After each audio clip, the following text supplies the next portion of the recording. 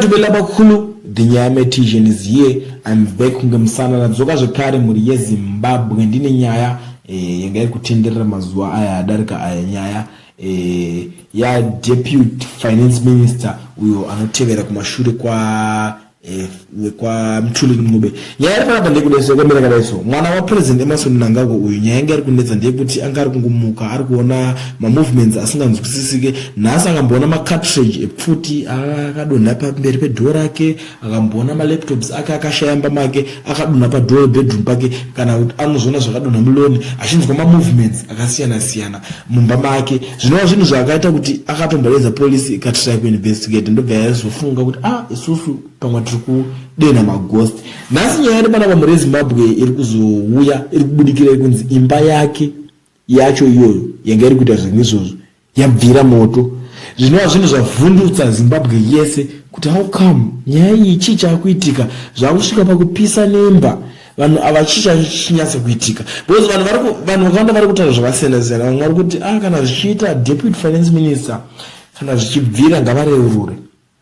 But chekurerura chacho it's an unstart guys. Ameno kuti muda kuti zvitangwe papi mimi kuti munonzi deputy finance minister vareurure. Ameno kuti vanoreurura chii. MaZimbabweans vanongoti zvinhu zvakasiyana siyana vachingokomenda on nyaya dzimwe dzavasingazivewo kana dzavasinganzwisise. Because panapa nyaya iri kuitika ndekuti this guy ari kutovhiringidzikawo because ari kutoona kuti mabattles acho anga ada kurwa nawo iye pachake haana zera nawo. Even security yepimba pake cheche aina zera nezvinhu zvazvichiitika izvi. Vakatrai kuita zvese, pane maCCTV but hapana chakashanda guys.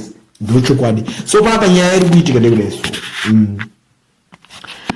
ZLP yatombotrayo yatovhiringidzikawo yatoona kuti zvinhu zviri kuitika izvi haina zera nawo. Panapa nyaya iri kuitika yekubuda the ZLP Zimbabwe Public Police confirmed that the investigations are currently underway in connection with fire incidents which occurred at the house of the Deputy Minister for Finance, Economic Development and Investment Promotion, Honorable Kudakwashe David Mnangagwa, on 28th June at 23:30 hours. More details will be available in due course.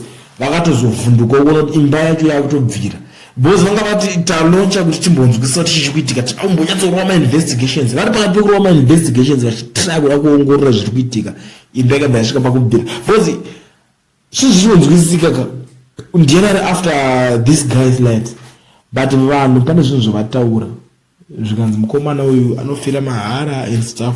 But mwana wa president at the end of the day saka amene kuti tingati mhosva yanenge akapara chikache ndechi. Vamwewo vane zvimwe zvinhu zvavari kutaura vari kuti yanzi vanhu havasi kuda kuti ange ari paposition yaanayo iyo.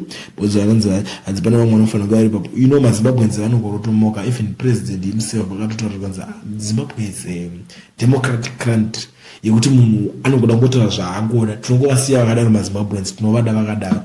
Because tinongoziva kuti vanhu vanorotomoka.